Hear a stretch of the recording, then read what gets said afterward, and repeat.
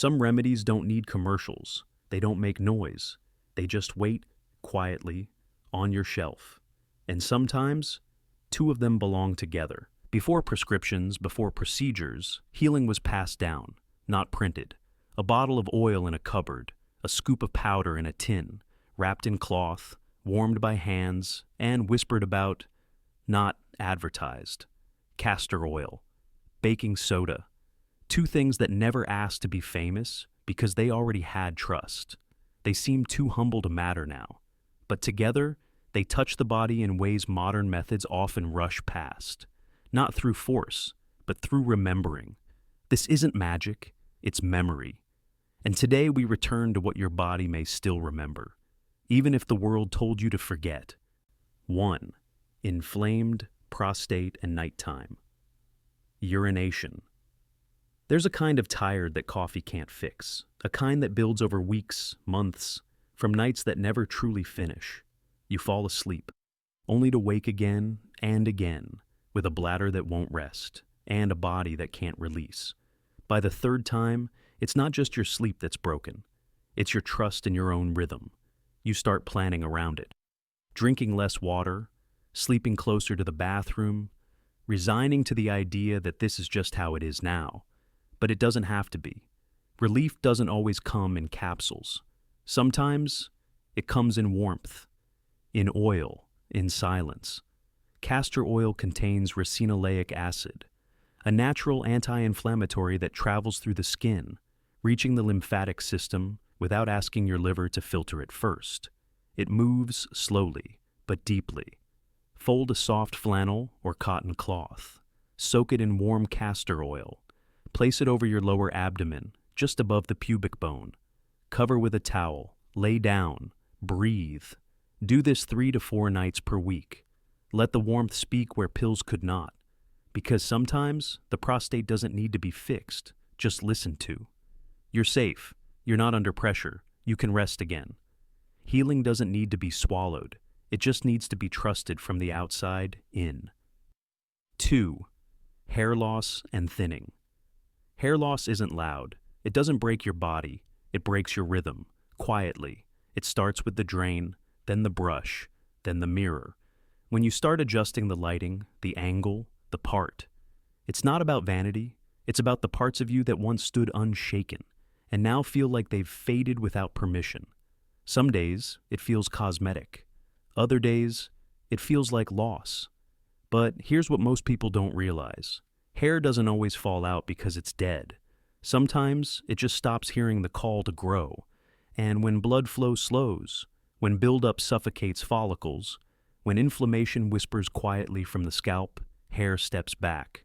Not because it wants to, but because it no longer feels safe to grow. Castor oil brings warmth. Baking soda clears the way.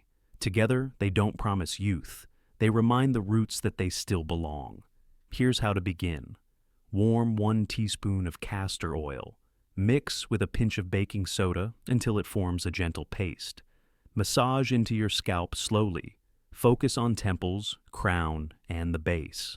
Leave on for 20 to 30 minutes. Rinse with warm water. No harsh shampoo. Do this twice a week, not to chase the past, but to honor what still lives beneath the surface. Some roots don't die. They just needed someone to reach for them. And today, your hands might be the voice they've waited years to hear. 3. Joint and back pain.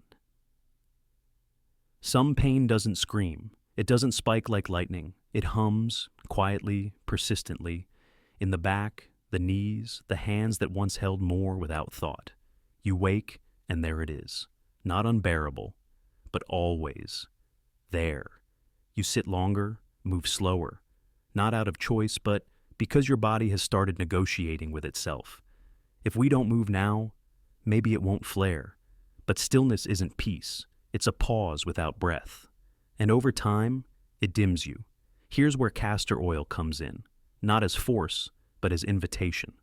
It moves through fascia, softens nerve endings, and gently signals the parasympathetic nervous system, the part that tells your body, it's safe, you can rest, you're not in survival.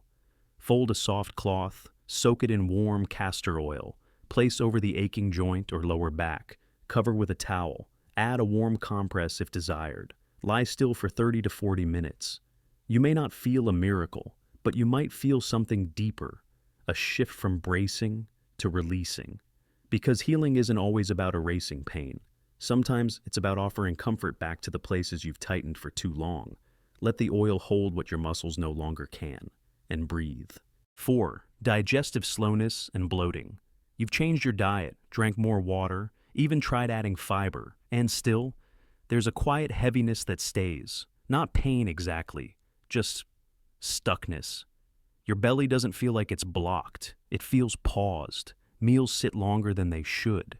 Gas builds silently, and a sense of discomfort hums low, making you feel sluggish, disconnected, off. But your gut isn't broken. It's a rhythm instrument, and sometimes it just needs help finding the beat again. Castor oil does just that.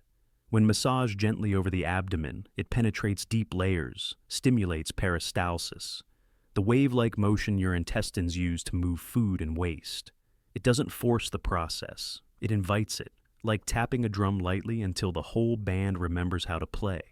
And when combined with a small pinch of baking soda, your internal pH shifts slightly, reducing acidity, calming fermentation, and making space for smoother digestion.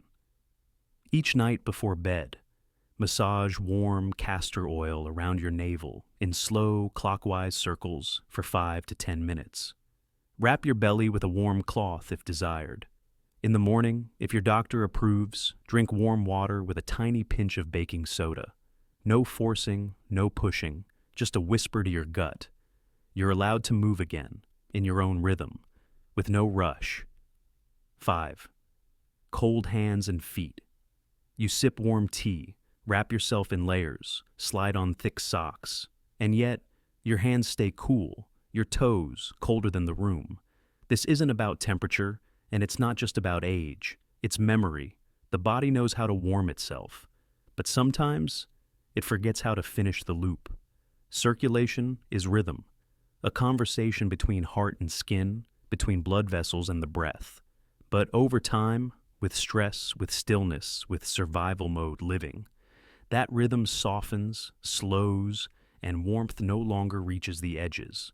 Castor oil helps reopen that pathway. Its unique ability to stimulate nitric oxide production allows blood vessels to gently dilate, inviting flow, not forcing it.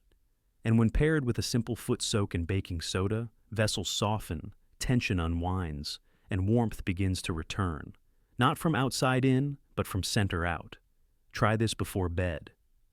Soak your feet in a basin of warm water. Add 1 tablespoon of baking soda. Soak for 10 to 15 minutes. Pat dry.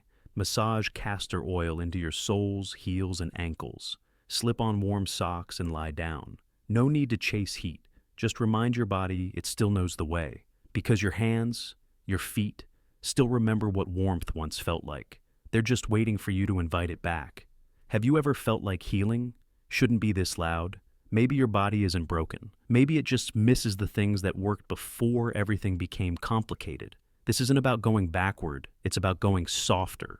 You don't need to invent new cures. You just need to remember old ones and apply them with care. If your body felt seen today, even just a little, it means something inside you still trusts healing.